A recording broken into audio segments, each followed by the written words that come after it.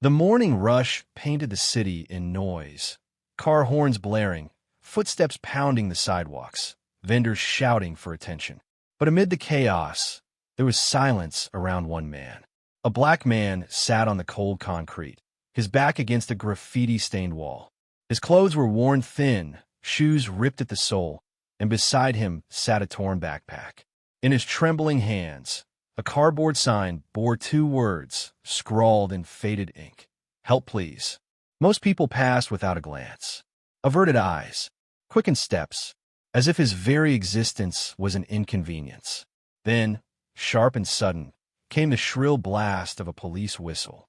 A tall officer strode forward, his badge gleaming, his smirk sharper than the steel baton at his side. Well, the cop sneered, his voice loud enough for the crowd to hear. "Another bum. What's the story, huh? Too lazy to work? Or too drunk to care?" The homeless man looked up, eyes calm but tired, as if holding back 1,000 unspoken stories. The city's downtown district was always alive with movement.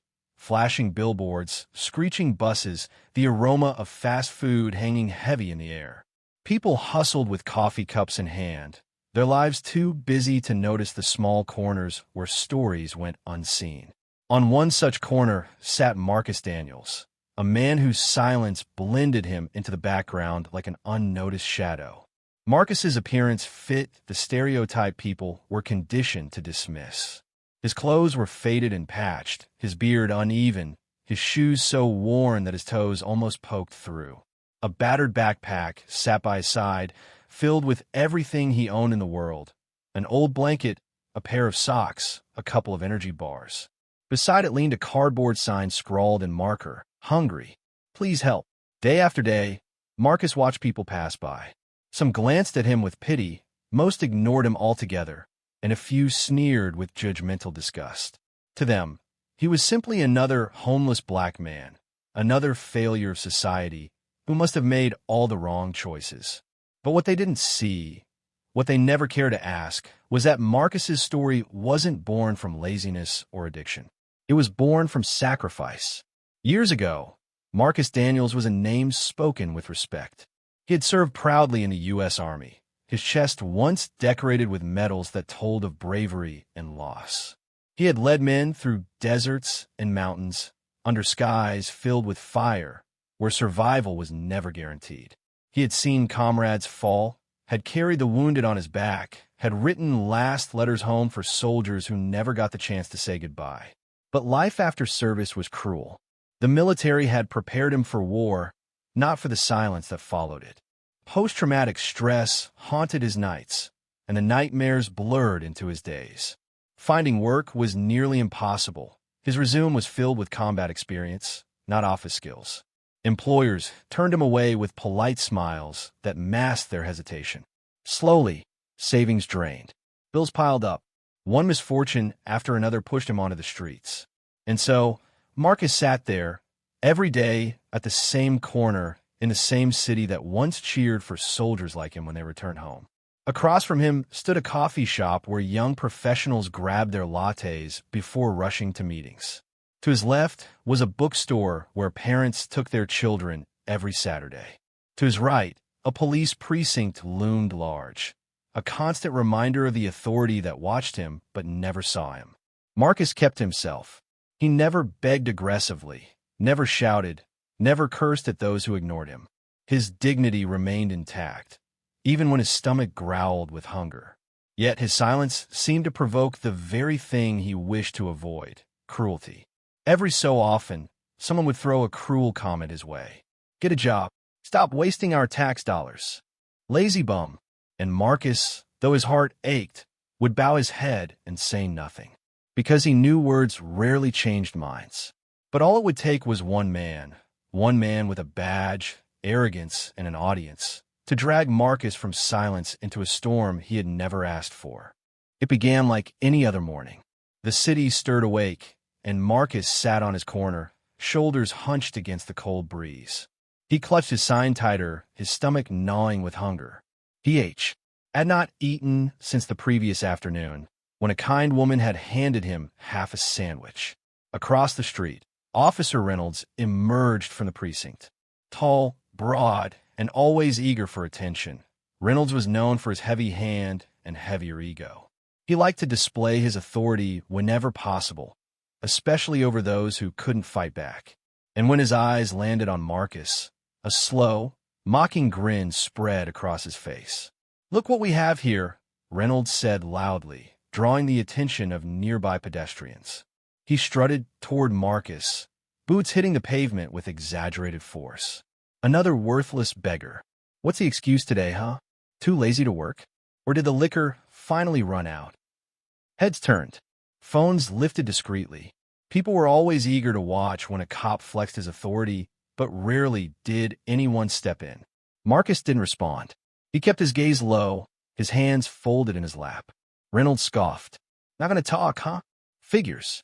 Probably can't even form a proper sentence. Tell me, how does it feel wasting your life away on this corner?" A few bystanders chuckled nervously, unsure if they should laugh or keep quiet. But Reynolds wasn't finished. He reached down, snatched the cardboard sign from Marcus's hands, and waved it mockingly in the air. "Help, please," he read aloud. Pathetic. What kind of man sits around waiting for handouts instead of earning his keep? Marcus's jaw tightened. He wanted to speak, to defend himself, but years of being dismissed and disbelieved had taught him the futility of explanations. Still, the humiliation deepened when Reynolds unzipped the old backpack sitting by Marcus's side. He pulled out the neatly folded bundle inside, an old uniform jacket, its fabric worn, but still carrying the insignia of honor. Reynolds held it up, smirking. "What's this? Costume party gear? You pretending to be a soldier now?" The crowd gasped, murmurs rippling as Reynolds tossed the jacket onto the pavement. From the inner pocket, a small box fell out, clattering to the ground. It burst open, revealing medals that shimmered faintly in the morning light. The Bronze Star, the Purple Heart, medals earned not by pretense, but by blood and sacrifice. Gasps spread through the onlookers. Some leaned forward, whispering, but Reynolds bent down, picked up a medal, and laughed cruelly. "Oh, this is rich. Fake medals? You're really desperate, aren't you?" He tossed the medal back onto the ground, letting it clang against the concrete. Something inside Marcus shifted. For years he had endured hunger, shame, and invisibility. But this insult to the memory of the brothers he had lost, to the years of service he had given, this pierced deeper than any wound from battle. The crowd grew restless. Phones were out now, recording every moment. Whispers turned into open objections. "Wait, those look real. Is he actually a veteran?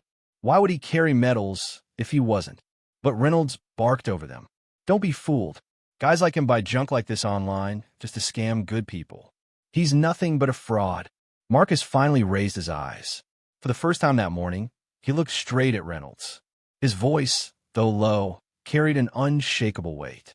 "You don't know me. You don't know what I've lived through. You think these medals are fake? Try earning one." The street went quiet. The words hung in the air, heavy and defiant. Reynolds faltered, caught off guard by the sudden strength in Marcus's voice. But instead of backing down, he doubled his aggression. He shoved Marcus's shoulder. "Watch your tone. You don't tell me what I don't know." By now, the cameras caught everything. The live stream spread. Comments flooded in online.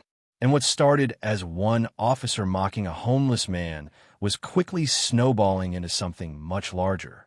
Marcus didn't yet realize it, but this confrontation was no longer just between him and Reynolds. It was becoming a story the entire city, maybe even the entire country, would soon witness. The street was no longer quiet. What had started with a few curious onlookers had now swelled into a massive crowd. Dozens of people holding up their phones, live streams running, comments flooding in every second. On social media, the words "cop bullying a veteran" were exploding, trending faster than wildfire. Officer Reynolds could feel the pressure building. His pulse raced, sweat trickling down the back of his neck. But instead of backing down, he tried to shout over the chaos.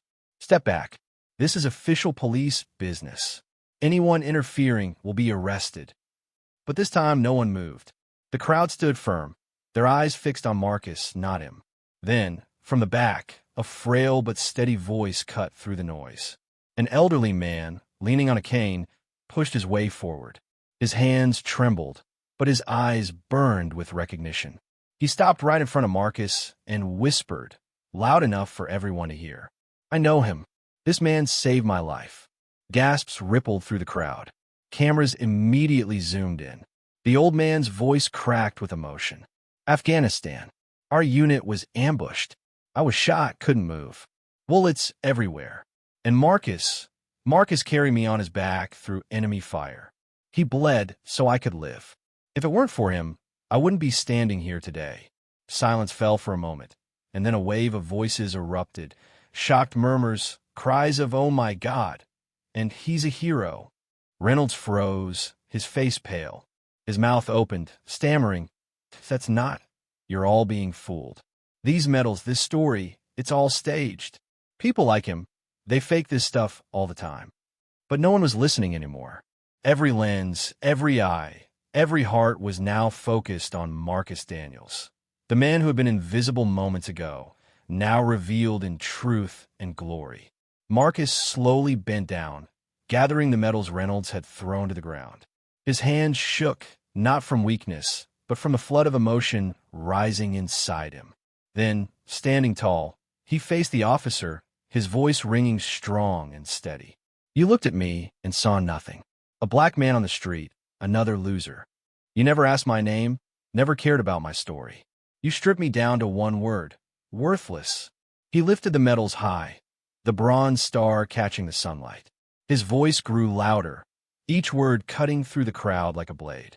"These are not the medals of a loser. They're the proof of nights where death was certain, but courage stood taller. They're the memories of brothers who never made it home. And today, in front of all these witnesses, you try to throw them in the dirt, just like you tried to throw me." The crowd erupted, their chants thundering across the street. "Respect our veterans. Respect our veterans." Phones waved in the air, capturing every second. The livestream comments poured in. "This is unbelievable. That cop should be fired immediately. This man is a real hero." Reynolds' authority crumbled with every chant. His threats meant nothing now. His badge no longer carried power. He stood there, exposed, not as a protector of the law, but as a bully stripped bare before the world. Marcus, on the other hand, felt a surge of strength he hadn't known in years. For so long he had been silent, beaten down by circumstance, ignored by society. But in this moment, he was not invisible. He was not forgotten. He was a soldier again. And Reynolds? He was just a man drowning in his own arrogance, crushed under the weight of truth.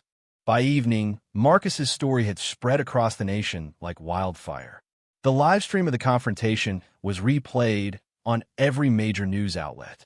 Headlines flashed: "Homeless veteran humiliated by cop," "Decorated war hero disrespected on the streets," and "Police officer under fire for racist remarks." The footage of Marcus, standing tall, medals shining in his hands while the crowd cheered, became an image of defiance, dignity, and justice. The police department scrambled to control the damage. Officer Reynolds was placed on immediate suspension pending investigation. But the public outrage only grew louder. Thousands demanded his removal. For many, Reynolds became the face of unchecked arrogance, a symbol of how prejudice blinds compassion. But for Marcus, something entirely different unfolded. Overnight, strangers who had never met him were donating to help. A local nonprofit launched a fundraiser, and in just days, enough money was raised to secure him permanent housing, medical care, and counseling. More importantly, the video gave him back something he thought he had lost forever: his identity. He was no longer the homeless man on the corner. He was once again Sergeant Marcus Daniels, the veteran who bled for his country. Soon, the mayor invited Marcus to speak at City Hall. The hall was packed, cameras flashing, veterans and civilians alike filling every seat. Marcus stood at the podium, dressed in a clean suit donated by a local shop. For the first time in years, he felt the weight of respect pressing warmly on his shoulders. His voice, steady and strong, carried across the room. "I never wanted pity. I never wanted charity. What I wanted was respect. Homelessness doesn't erase service. Poverty doesn't erase dignity. Before you judge a man sitting on the sidewalk, ask yourself, do you know his story? The audience rose to their feet, clapping, cheering, some wiping tears from their eyes. Veterans saluted him. Civilians hugged him. For that brief moment, Marcus felt whole again. The story didn't just change Marcus's life, it sparked a broader conversation. Community leaders began pressing for more funding for veteran services. Advocacy groups highlighted the thousands of veterans who quietly suffered on the streets. People who once ignored the homeless now looked closer, wondering what hidden stories each person carried. As for Officer Reynolds, his career crumbled. The department faced lawsuits, protests, and relentless media coverage.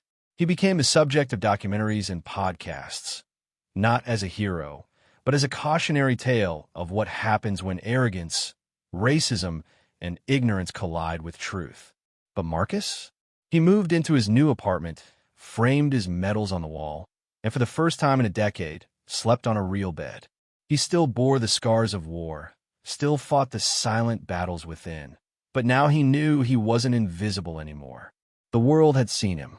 The world had remembered. And as the video continued to circulate, touching millions of lives, one question echoed louder than all others. How many heroes walk among us, unseen, dismissed, ignored, simply because we never bothered to ask their story? The answer, perhaps, was too heavy to bear. But the lesson was clear.